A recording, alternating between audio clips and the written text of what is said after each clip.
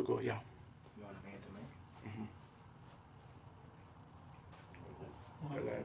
You already left? Well, welcome to Man Live at noon today. I am Terrence Turner, your data quality manager, and I'd let the panel introduce themselves today. Hey everyone, I'm Dion Campbell, Programming and Operations Director for Man Fatherhood. Daniel Blevers, Intervention Specialist, Florence, South Carolina. Craig Lightfoot, Employment Developer, Florence. Awesome. Listen, last week we talked about credit and the importance of credit. This week we're moving into financial literacy. So what do you guys think about financial literacy? What are some of your thoughts about that? And also talk about what is the framework and the foundation you guys have growing up for as financial literacy? Me, myself, I mean, growing up, I didn't have that framework. You know, the one thing that I just took in was, you know, my grandfather, he worked. He said, make sure you provide for your family, making sure you have a decent place to stay, decent clothes on your back, and food to eat on the table. So that kind of covered our basic needs, you know, as a family. There was really not a whole lot of conversation about saving at the time because I guess it was just a matter of making sure you had enough to get by. So that was, you know, my growing up part of it. I think I had to learn about financial legacy in pieces. I think my first real experience with financial legacy was in '84. My uncle died. It's the first time I ever heard about stock. I was 13, and when he died, he left stock to his wife and my grandmother. And my grandmother, of course, cashed it in. And so before she cashed all of it in, she left some. And when she passed away, my grandfather inherited what she had, and it just kept passing down. So I think about legacy in terms of wealth, knowledge, and habit. And what do I mean? Wealth is, you know, what you invest. Wealth, knowledge is understanding what legacy is, right? And as children, me myself never really understood it, never really cared to understand it until I became or got into this environment that I had to start learning certain things. And I look at the proverb that says, "A good father leaves an inheritance for his children." That is the ultimate goal, right? To leave legacy for your children and hope of them not being in debt, right? And that's the third perspective, habit. Why? Because children do what they see us do, okay? So that's what I think about. That's what I'm learning, continuing to learn. Financial legacy, to keep it short, I would say that you're setting up for generations to come behind you. And like Craig and Daniel stated, is having that financial stability and the means so that your grandchildren's can benefit from a legacy that Daniel has left, a legacy that Craig has left, Terrence and myself, or anybody has left, to have that financial legacy that will go generations and generations to come. Oh, powerful, powerful. And me, just to share briefly, I had zero teaching, zero experience with financial legacy. I saw my mom working, go to work, that's about it. My dad wasn't there, so I couldn't really get a blueprint of what that looked like. Right. So what you do when you don't have a blueprint, you make one of your own, right? You try to do the best you can. But like Craig mentioned that Proverbs 13, chapter 22, chapter 13, verse 22, a good father leaves an inheritance for his children. So legacy is not just about you, it's about those coming after you. Behind. So that generation doesn't have to start at the ground floor again. Right. Don't have to reinvent itself again. You have a firm foundation, so now I can build on top of that. So now I'm ahead of the game instead of playing catch up, right? So that's what we want to do. We want to make sure our children don't have to play catch up. And in our society, it seems like every generation we'll continue to dig the same. We'll start, no, well, I got mine, you got to get yours. Yeah. I've heard that growing up in my household before, right? What sense does that make? So now we are always behind, always playing catch up, right? So as everybody keeps digging that same foundation, where do we always end up? In that same exact place. Yeah. What do you guys think about that? That's exactly right. I think first, You know, we must, like you say, get out of that. I got mine, you get yours, versus someone has to just not so much pass down the money, but pass down the knowledge. Like that. You know, Craig alluded to, you know, knowing. That's right. Like, you know, if I haven't bought land or I haven't secured a whole lot of things as far as investments, it's still not that I can't teach my daughter for her to start and maybe put money towards her doing it, and then it grows from there. But somewhere, the teaching of the knowledge has to start from somewhere. Wow, that's good. And that's what we're missing most of the time. Mm-hmm. You want to chime in on that, Greg? I'm sitting there thinking about my youngest son. When he started working, Mm-hmm. every time I looked around, he was buying a new pair of shoes. And I said, I called him Pokey, y'all. I said, Pokey, why so many shoes? You can't wear but one at a time. Mm-hmm. And I think it's the first time I may have had a conversation about saving. Because things happen. Look at the climate we're in now. Mm-hmm. There's no more business as usual. You got to start doing things differently. Wow. And he's going to be 21 this month, right? So I'm thinking down the line. I'm hearing along with my other sons, educating them on best practices. What is financial legacy? And that entails financial literacy. Knowing, because if you know better, what? You can do better. You do better. That's right. And a lot of this comes from not knowing, being financially illiterate. Yes, sir. And so, and listen, I'm one of those. I got $1, as my grandma used to say, burn a hole in your pocket. Eh? Never thought about saving. Right. Why? Never thought about long term. I thought about it now. I want to make sure I go to the store and buy me a pie and a soda, and I was good. Didn't think about long term. Didn't think about who was coming behind me. Even when I got children, I didn't really think about. And this subject talks about a lot of stuff. Talks about wills. Talks about insurance. Because one thing we know, well, two things in life that's going to happen is what? Death And tax. and taxes. That's right. Yeah. And how often we talk about death? Right. We don't want to talk about it. Right. How my sister called me 2 months ago, and she asked me, did I have a will? I don't want to talk about it. Nobody wants to talk about that. But what happens when you don't talk about it? It leaves a hole for the people behind you. Mm-hmm. I see families now who are struggling to make ends meet because they're recovering from someone in their family that have passed away, who didn't have insurance, who didn't have a will. If you don't have a will, whatever you have goes in probate, I think. Right? So we got to think about all of those kinds of things. Wow. When we're talking about financial legacy. Absolutely. Absolutely. You touched on a couple of things there. I want to hit on. You was talking about your son, and when he started working, he started buying shoes. I think that's a great segue into developing a career plan. Because if you don't have a plan, like it says, if you fail to plan, you plan to fail, right? So I think career planning is very vital to financial legacy, because if you don't have a plan and a goal or why you're doing something, soon as something comes to deter that or get you off track, you'll forget where you're going. Yeah. So you got to know the destination. You got to know you're leaving a financial legacy that starts with planning. That's the biggest key. Like you were saying, you didn't have a plan for that dollar. So guess what? Well, you had a plan. I had a plan. It was getting the pie and the soda, right? Back getting soda. Right? But you didn't have I would say you didn't have a wealth plan. A wealth plan, yeah. Right? Yeah. A legacy plan, a financial plan. Come on, Dan. I think, like, when we talk about career plan and what we're going to leave, first and foremost, we got to figure out how we're going to earn what we're going to leave. Okay, good. A lot of times now, I think, we're taught, get ready for college, get a job, go out to the world, and that's it. Right.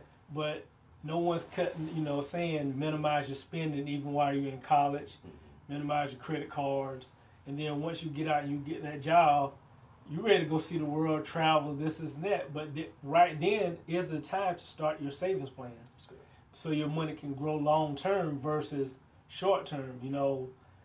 I'm really just getting into saving, and imagine if I would have started this 20 years ago. Where would my money be? Sometimes we have to, in our career, earn the money that's going to grow for us long term, and knowing what to do with it once we get it. Very good. Very good. And that principle you're talking about, compound interest. And we need to realize how that works for us or against us when we don't do it early enough. The sooner we start saving, the more that compound interest starts to roll and work for us. And we talked about a term off camera right before we came on, that snowball effect. Yeah. That snowball effect works with compound interest. As we're paying into it, saving, investing, it starts to grow over time. But it can work against you if you're buying things what we call liabilities, right? And that's taking money away, high interest rate, that works against us in that process. But we want to buy assets. We want to buy stuff that going to appreciate with value. That's where your land, your home, those things come into play. Stocks, putting money where your money can work for you. A lot of times, one thing about land, they're not building any more dirt. All the dirt we have is here. That's right. So buying as much land as possible, like I said, buying a house, doing these things early, that you have it. So then leaving it behind, if your kids get the house that you have, if they don't want to live in it, they can use it as investment property. So these are just some of the things we just need to think about, starting now, going long term. So and I've just gotten to the point, maybe a couple of years ago, when I started thinking about a budget. Because I've had, and Dennis Kimbrough said something to me the other day. He talked about money. He said, what is the #1 bank in our community? Walmart. Wow. Why? That's where all our money's going. That's where our money's going. Right. Right. And when he said it, I'm like, yeah, that's true. You go to Walmart on Friday and Saturday, it's loaded. We don't have a plan. Right. We got a plan to go spend. And I think about, when he said it, I think about I've had $700-800, and at the end of the week, I can't tell you where that money went. Come on, so that's good. Let's talk about that budgeting, right? Without a budget, everybody else is telling your money where to go. Yes. Right? But when you have a budget, you get to tell your money where it should go. Right? So number one, you should pay yourself first. That's accountability. Right. Accountability, like that good word. Yes, sir. And that's true. That my uncle that passed away, I remember him saying, pay yourself first. What do you mean pay yourself first? Why y'all get no money? But that is practice that you can use even today. And so what I try to do now, man, when I get paid, I pay my bills, and I might give myself $50 or $100, and I might allot for certain expenses, something that I've not practiced in the past. And when I go back now, I'm gonna tell you something else that is common practice for me is I look over my bank account maybe twice a week to know where I'm spending too much money at. Where can I cut back? Right. Because at the end of the day, I want to have a plus and not a negative. Good. This is some things that I'm trying to do, Absolutely. right? In order for me to do those things, I got to have a strategy. I got to have a plan. Without a plan, Plan to fail. you plan to fail. Yes, sir. So, Very good. What do you gentlemen think about the budgeting and things of that nature? Some of your experiences with that. Yeah, you got to have a budget. You got to have something set in place. You got to have some order to your finances, or you're going to lose your finances because you have no order. Come on. Yeah. That's good. So having a budget in place, you're going to allocate funds to go where. You got a light bill and utilities each month, so you budget that stuff out. Now those are your necessities. Accessories and the things that you like to do, you can do a small budget for that per month or 6 months. So it's all about having your budget in order, so you can have your finances in place. That's good. And then you won't, like Craig said, what he used to do. Was it a honey bun? snack cakes. Snack cakes. El soda. El soda. I'm going to tell you something Dennis Kimbrough said in our conversation. It was so profound. He said, a man that cannot manage his finances and his wealth, he can't manage nothing else. Wow. Wow. Powerful. That's good. That's just like a trustee in the church is broke. Wow. Why can you oversee my money? You can't say without. Come on. Right. hey man, that's the way of looking at it. And That's it made a lot of sense. How can I manage manage you, but I can't manage what belongs Wow, to me? that's good. That's good. Manage your own house first. Yeah, Right. yeah. What do you guys think about, I've heard this term in the past, well, I don't make enough money to save, or I don't make enough money to invest. What do you guys think about that Well, question? I'm just gonna give you my first, and my one of my line brothers always says this: Mm-hmm. if you want to know where a man's heart and his passion is, follow his money. Oh, that's good. So if he's in the clubbing, His money's going there. his money's going there. Yes, sir. If it's into the eating or however, we tend to spend. Sometimes we spend money on what we want versus what we need. Right. Oh, good. So if we're like one thing Craig said, and Deion said, cutting back, realizing there might be some moments where, okay, I don't need to go out this week, but the same amount of money that I would spend in the club, if I stayed home one weekend out the month and put that in an investment, where would you be at in 6 months? Absolutely. Good. Or instead of, take that same amount of money, and you would be surprised that might keep you from going to get a loan at Christmas. If I just save $56, for 6 months, Right. that's my Christmas money, and put it someplace where you can't just readily go get it either. Right. Maybe get a savings account at a bank across town without a telecard. So the only way you're gonna get it, I gotta consciously drive across town and walk in this bank and take it out. But if I'm trying to save, I put myself at a time where I'll go get it when I need it. Right. Good. Here's something when we talk about knowledge, one of the things you talk about is reading more, right? Mm-hmm. Absolutely. Or creating a network of people who talks that language, who knows about finances, financial legacy. Good. Good. And several of my friends, you talked to one, Patrick. Mm-hmm. He's tight on a dollar, and it shows. But he was taught that growing up. My friend in Atlanta, he talks about wealth. He's big on I don't know if many people know of Napoleon Hill, Dennis Kimbrough, Think and Grow Rich. Yes, Think sir. and Grow Rich, Mm-hmm. Wealth, The Black Choice. Right.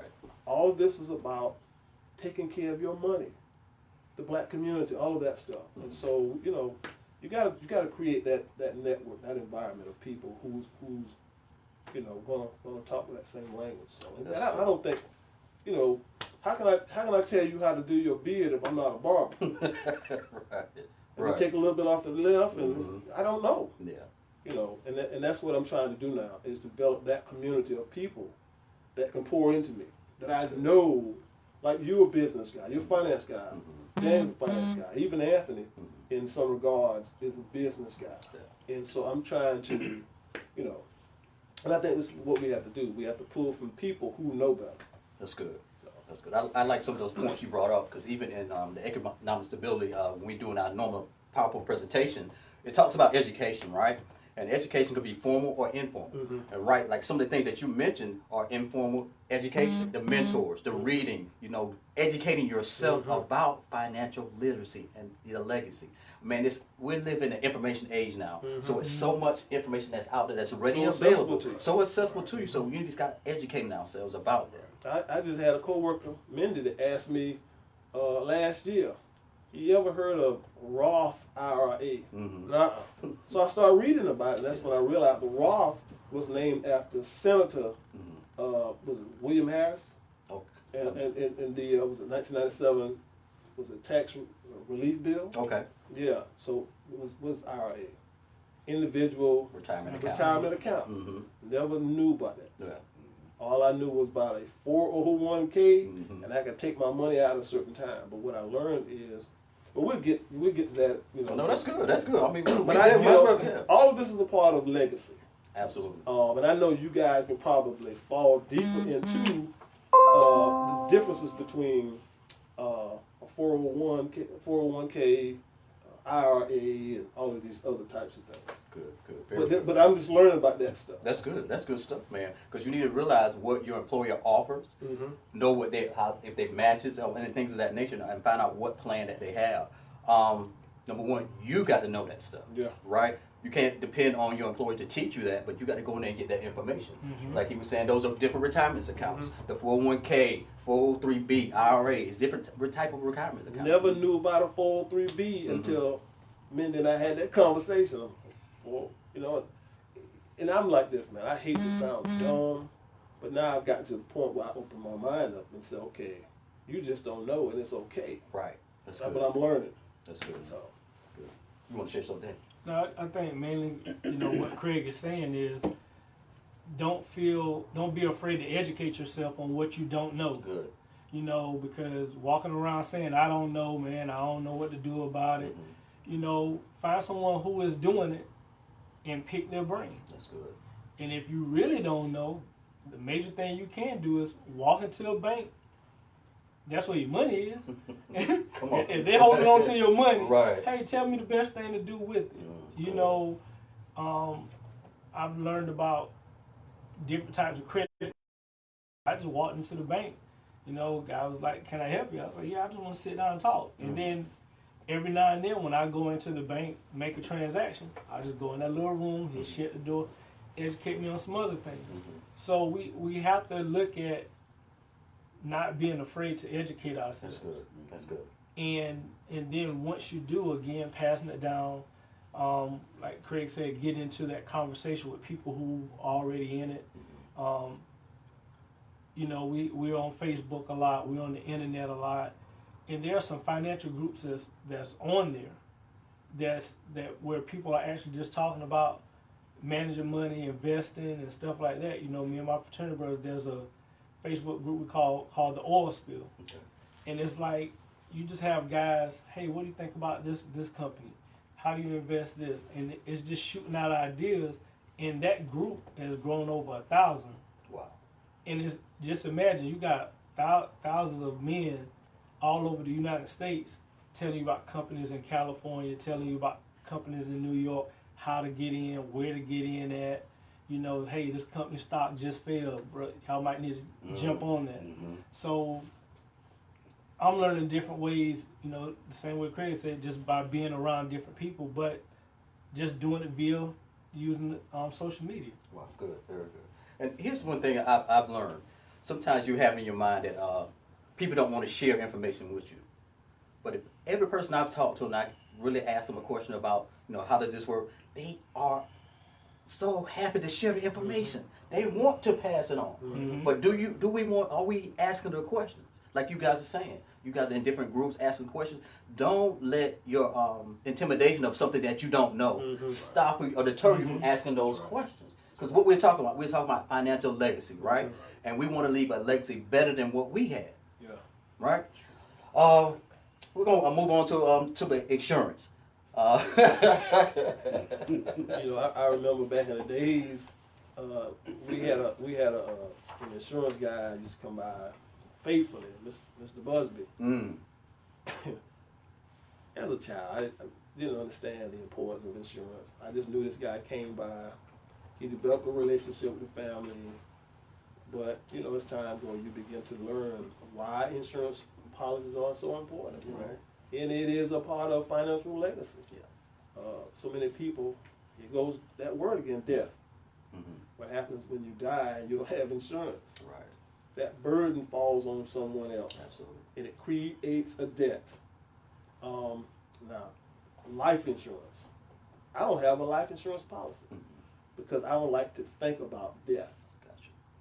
But the reality is this: gotta have it. Gotta have it. I had a policy on me and my sons, and I stopped it simply because I didn't want to think about death. But what is worse, needing insurance and not having insurance? Right. Isn't that bad? Yeah. Absolutely. Absolutely. Yeah, and man, I have a personal testimony to that, man. You guys know my mom died in 2017. Well, happy belated Mother's Day to all the moms out there that's watching. But she died in 2017. And here's the interesting thing about it. I thought she had insurance. Come to find out when we checked the policy, she had none. So guess what? That financial burden that you were talking about, it fell on the family to try to get her prepared for her burial. But why did that happen? Because we don't have those type of conversations. So death is a part of life, right? So you got to have that conversation so you can be prepared for the future. You just don't want to assume somebody has something when they actually don't. Right. You know, I never knew she let her policy go. I didn't know that. But we didn't have those type of conversations. And that is not the time to find out about it, right? So we got to have those conversations early and start talking about those things as well. What about health insurance? Absolutely. Why health insurance is so... Listen, I told my doctors, you're going to know me, my first name, my middle name, and my last name. Because this is something I feel is owed to me. And health is wealth. Health is wealth, yes sir. I agree. Right? Yeah, absolutely. And so I'm doing my checkups. If I look wrong and the numbers ain't right, I'm going to the doctor. Right. Because I want to be in charge of my health. That's good. And if I'm not healthy, I'm no good to nobody else. And I remember somebody saying, you know, if you don't take care of yourself, you're not going to be good to anybody else. That's true. If you can't take care of you, Absolutely. so why not use your health insurance? You know. And if you're healthy, your boy's gonna be healthy. Yeah. Wow. The overall family gonna be healthy. Yes, sir. And that's a strong statement that Yes, he's sir. making. In insurance and policies and all that stuff like that, think of terms as not in depth as what you're saying. Think of it as it's just an instrument and tool that's really, it's technically yours, but it's not yours. Come on. That's good. It's for those that you're gonna leave behind when that time The comes. people that's going to live, right? Right. Come on, Right. sir. Yeah. So you want to have that in order with your life insurance, so that my family can be taken care of. Having a will set in place. So, like he said earlier about probate, having that stuff in order, so when that time comes, you have an understanding that everybody has an understanding where this and that and everything goes. Right. You don't have a will, if you don't have any heirs, it goes to what you call S-cheat. That goes back to the government. Wow. That's Yeah. good. So you want to have all this stuff in line and in order. Your life insurance, wills, and all that stuff, because it's about the overall family, not just yourself, That's good. but it's for everybody that you leave behind. Good. And even one of our next insurance that we talk about, you know, homeowners or renters. You know, a lot of times, you know, natural disasters can happen. Accidents can happen within the home or, you know, or your apartment or wherever you are. But you want to make sure you're covered. You know, some people have houses with no home insurance and the fire breaks out. It's a lot to tear down a house and rebuild versus if I had insurance, it'll cover it. There you go. You know, or apartments, you know, you renting somebody, you know, renter's insurance is offered through most major insurance companies that, you know, you secure up a certain amount in your apartment. You know what's all in there. This and that. I want to make sure that's covered. Because if something happens, someone breaks in or whatever, and you missing TVs and all that, and you're like, oh, man, I just got to go shopping again with money in my savings versus I may have had renter's insurance. So we need to make sure, you know, where we live is covered along with ourselves. That's good. You know, true story, 2007, I kept putting off renter's insurance. Nothing's gonna happen to me. Didn't think about it because we never think that certain things will happen to us. Right. In 2007, my sister again talked about renter's insurance. She said, do you have renter's insurance? Are you buying your own? All those kinds of questions. And I blew it off and I blew it off. And so finally she aggravated me enough to I decided I'm gonna get renter's insurance. I made a phone call. I was at State Farm at the time. I'm gonna go ahead and get, because I had a conversation with them about renter's insurance. You don't have renter's insurance? No. So call, I'll be in Monday. Saturday morning while I was at the gym, my house burned down. Wow. I lost everything. Wow. Yeah. So, and even right now I don't have renter's insurance. And I keep saying I'm gonna do it in case either, because you know I live in an apartment duplex. Gotcha. So not only just for me, you know, insurance, it doesn't only protect you, but it protects other people. Right. It's just like vehicle insurance. Not only for you, it's for the other person. And so with me being attached to someone else, what if the fire started in my apartment and it damages her place? Well, and I'm sure that our landlord has insurance, but still I want to make sure that I have those things in place. Absolutely. To cover me and whoever else. Simply because of, and I think in our area, people are committing to breaking in your house and stuff. So I want to make sure I'm covered. So maybe after the day, I can call these people and say, listen, I need to get some renter's insurance as well. So. Very good. I think you made a powerful statement when you said, I would rather have it and don't need it than need it and not have it, right? So that's what we wanted to drive home today. Make sure you're getting those things in place to make sure you're covered as well. Man, I think we talked about, we touched on the wills, and I think that was good what you were saying, because you want to leave a legacy. You don't want to, why work so hard and build something for the state to get it? Yeah. You take charge of you, Inc., okay? You are the company. You take charge of your life. So you dictate where that goes to. It should go to your, like we said, legacy, to your children, right? So that's the importance of, wills and things of that nature. Yeah, go ahead, Dan. I see it coming. Yeah. I just think one thing in that, Mm-hmm.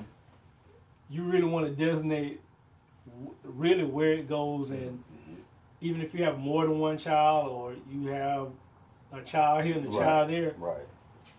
designate it, because somebody might feel like all four of us are brothers, man. Dion, he don't need to get, but if you left $4 million, that's $1 million apiece. Right. Just because he might have 18 million, guess what? He still want his one. Right. But then sometimes you have family fighting over who gets what. Oh, I deserve the house. I stayed here. You moved away. All kind of little small arguments that become big after you're gone. Like, the only thing that's gonna sell is that piece of paper. That's right. That's right. And that's so powerful. I'm glad you brought that up. And we have resources and partnerships with people to help you guys get those things in place. So that's one of the benefits of being a part of our program. Our partnerships, our community partners that we can put you in contact with that help you navigate some of these things, so you don't have to try to figure it all out by yourself. What do you guys think about that?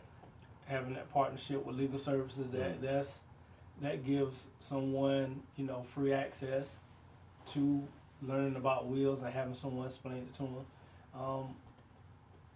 Partner with law firms. So those things are here at Man to Man, where someone can come in and actually talk to someone, and we can connect them with that resource. Awesome. Great. It's good stuff, man. I'm in agreement this time. I'll agree with everything he says. And I'm gonna do it, Anthony Green. Yes.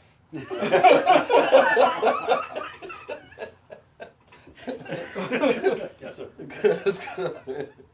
Anything else that's on your guys' heart today, if you want to share with the audience, or anything y'all think they would need to help them with financial legacy? One thing I want to share, man, you brought up something about that health piece. And we got to be healthy to work and provide for our families, right? But we got to realize you can only work so many hours out of the day, right? So you got to put some other things in place to where you're investing, that you're building, whether it's insurance, whether it's real estate, whether it's stocks. Your money can work for you 24 hours a day. Investments can work for you 24 hours a day. They don't take a day off. They don't get sick. So you want to put some of those things in place to help supplement what you're doing if you're employed, because you can't work forever, right? You can't leave your child your job, right? Facts. But you can leave them a will. You can leave them real estate. You can leave them some investments, some things of that nature, right? So you want to make sure we are mindful of what legacy are we leaving behind. Well, here's a question for you guys, because I know what I have to do. How often do you guys have conversations? Because you have a couple kids, you have a child, all of us are fathers. Right. How often do we have those kinds of conversations? Let's be real. Right. Yeah. I may sporadically talk about it in an indirect way, rather than being straight to the point. And why? Yeah. And I think moving forward, we talking about financial legacy. But what are we doing for those that are in our care? What are we doing? That's good. That's good. How many conversations? But I think we probably have a conversation about everything else except financial legacy. Right. And it is so important It is. Yes, sir. because I'm not going to be here forever. You're not going to be here forever. Right. You and you. So, you know, and part of being successful is having a plan, That's it. right? So I am making it a point to start sharing what I'm learning. Good. Because I don't want my sons to struggle the way that I have. And I used to, my mom, man, tight on the dollar, but I see why. Yeah. My grandfather was tight on, and I remember some of the things that he talked about: establishing a bank account, establishing good credit. You know, he used to always talk about being a good paymaster. What's a paymaster? I understand why. Right. All of that stuff feeds into good credit. Absolutely. You know, and legacy. So we got to have those conversations with people, man.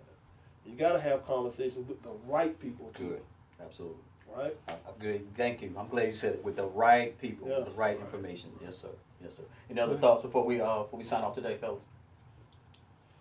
At a cemetery, you have a tombstone. And on a tombstone, of course, is your name. And there's 2 dates. You have a beginning date and an end date. What's in between those 2 dates? Everything you done. Is that dash, that hyphen.